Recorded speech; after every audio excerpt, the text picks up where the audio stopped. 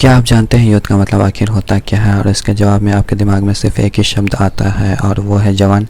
अगर ऐसा है तो आप इस वीडियो को पूरा देखें ताकि आप युद्ध के बारे में और बेहतर से समझ सकें। हेलो दोस्तों, स्वागत है आप सभी का ऑनफ्लिक एजुकेशन पे। और आज हम लोग डिस्कस करने वाले हैं व्हाट इज़ यूथ। युद्ध का मतलब होता क्या है।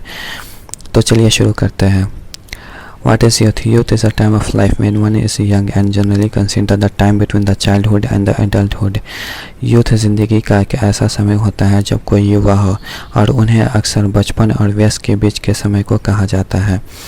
अब यहाँ पे जो एडल्ट होते हैं उन्हें शॉर्ट तरीके से समझते हैं।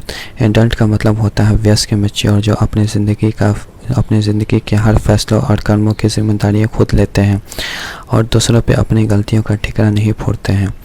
It is also defined as the vigor, freshness and spirit। और इसके साथ साथ में युद्ध का वर्णन किया जाता है जोश, ताजगी और उत्साह से। These are the characteristics of youth। ये सब एक युद्ध की विशेषताएं होती हैं। Organizations like United Nations describe youth as those people who has the age between 15 to 24 years। संस्थाएं जैसे कि यूनाइटेड नेशन बताती है यूथ उन्हें कहते हैं जिनकी उम्र 15 से 24 साल के बीच में हो। On the other hand, organizations like National Youth Policy of India describe the age group of 15 to 29 years as a youth। दूसरी तरफ national youth policy of India है वो बताती है जो यूथ है उनकी उम्र 15 से 29 साल के बीच में होती है। यहाँ पे हर एक संस्थान ने अपना एक अलग अलग एज ग्रुप डिफाइन कर रखा है। Some difference between a youth and an adult। अब जो ये टेबल है ये बहुत ज़्यादा इम्पॉर्टेंट है। अगर आपने ये टेबल समझ लिया तो आपको यूथ का मतलब ज़िंदगी भर नहीं भूलेंगे। Youth is considered as someone who is not yet an adult. Youth उसे समझते हैं जो अभी तक वयस्क नहीं हुए हों। A significant part of youth corresponds to the age of adolescence। एक यूथ का अहम हिस्सा ज़िंदगी का मेल खाता है किशोरावस्था से। Now let's see who are adults। Adults are someone who is considered as grown up and mature। adults का मतलब होता है वयस्क। वयस्क उन्हें कहते हैं जो बड़े हो चुके होते हैं और उन्हें अच्छे और बुरे की समझ होती है। Now the second point, youth is seen as a being in the process of becoming। youth को ऐसे देखा जाता है कि वो कुछ बन रहे होते हैं। The stage is marked by a search for one's identity। वो अपनी एक खुद की पहचान की तलाश में रहते हैं। और वहीं पर जो एक एडल्ट होते हैं वो ऑलरेडी कुछ बन चुके होते हैं, वो अपनी एक पहचान बना चुके होते हैं। फॉर एग्ज़ाम्पल जब कोई इंसान पढ़ लिख कर पुलिस की नौकरी कर लेता है तो उनकी पहचान एक पुलिस वाले के तौर पे होने लगती है। Next point, youth are also perceived as powerless and vulnerable. Youth को शक्तिहीन और अति संवेदनशील समझा जाता है। अब यहाँ पे शक्तिहीन का मतलब ये नहीं है कि यूथ के शरीर के अंदर कोई ताकत ही ना हो। यहाँ पे इसका मतलब है कि उन्हें फैसले लेने की अधिकार नहीं दिया जाता है। यहाँ तक कि उनके खुद के ज़िंदगी के फैसले उनके माँ बाप, चाचा, मामा और न जाने कौन कौन लेते हैं। They face a lot of pressures from their society and family at large। उन्हें बहुत ही ज़्यादा प्रेशर्स मिलते हैं उनके फैमिली की तरफ से और सोसाइटी की तरफ से। In many societies, youth are not given enough say in decision making, even it is pertaining to their own lives। जैसा कि मैंने आपको कुछ देर पहले बोला था कि एक यूथ की खुद की ज़िंदगी का फैसला लेने का अधिकार ही नहीं मिलता है समाज में। वही जो एडल्ट होते हैं perceived as powerful and strong, having independent decision making ability. एक एडल्ट को पावरफुल और ताकतवर समझा जाता है और वो खुद के फैसले और खुद ले सकते हैं। यहाँ पर कोई माँ बाप, चाचा, मामा की उतनी दाल नहीं गलती है।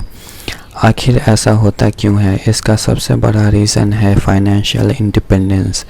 उनके पास खुद की सोर्स ऑफ इनकम होती है। वो दूसरों पे अपनी बेसिक नीड्स के लिए, अपनी ज़रूरतों के लिए डिपेंडेंट नहीं होते हैं। That's the biggest reason why an adult can make a decision without interference.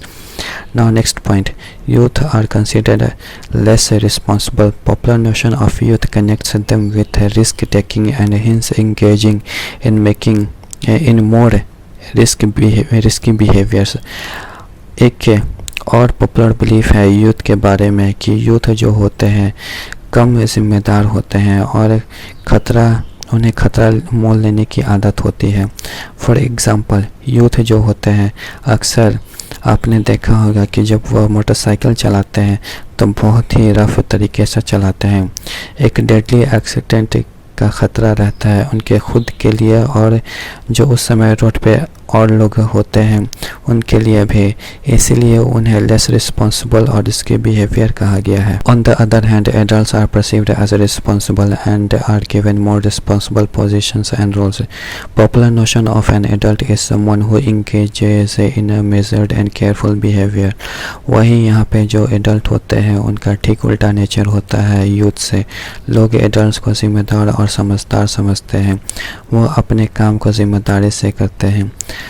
Now coming to the next point है, youth are open to new experiences and having creative ideas। youth जो होते हैं वो नई नई चीज़ें एक्सपीरियंस करना चाहते हैं और उनके पास क्रिएटिव आइडियाज़ भी होते हैं। Adults are largely represented as being a conformist, having less flexible and more fixed thought patterns as compared to the youth। Adults जो होते हैं वो आरामदायक ज़िंदगी जीना चाहते हैं, वो अपनी कंफर्ट जोन से बाहर नहीं आना चाहते हैं, वो अपनी लाइफ को सिंपल और सीधे साधे तरीके से जीना चाहते हैं। Now next, youth are also perceived as dependent, having less knowledge. जैसा कि मैंने आपको पहले ही बताया था, यूथ जो होते हैं उन्हें डिपेंडेंट समझा जाता है और उन्हें नादान भी समझा जाता है। Adults are considered as independent and more knowledgeable। वहीं जो एडल्ट्स होते हैं जस्ट अपोजिट होते हैं यूथ के, उन्हें स्वतंत्र और ज़्यादा ज्ञान वाला समझा जाता है। Now coming to the next point, youth is perceived and understood from variety of perspectives।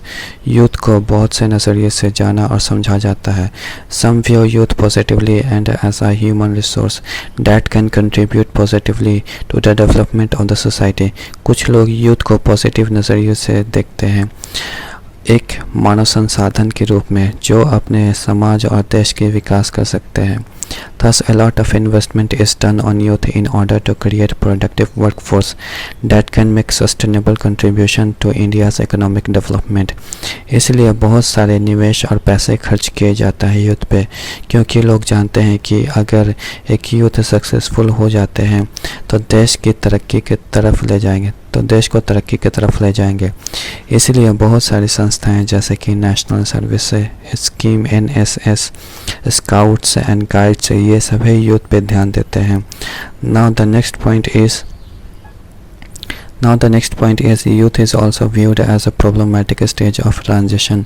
हालांकि बहुत सारे लोग खासकर माँ बाप एक यूथ को समस्या से भरा हुआ स्टेज मानते हैं।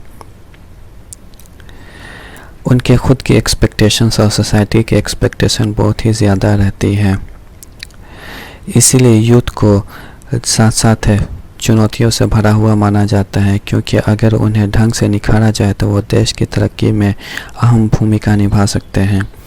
ये वीडियो खासकर इग्नू स्टूडेंट्स के लिए है जिन्होंने subject youth gender identity subject code BPCG 172 को लिया है और बहुत ही जल्द इसका सेकंड पार्ट भी आने वाला है। तो सब्सक्राइब करें, शेयर करें और लाइक करें और बेल नोटिफिकेशन को दबाना ना भूलें ताकि आने वाले वीडियो सबसे पहले आपको मिले।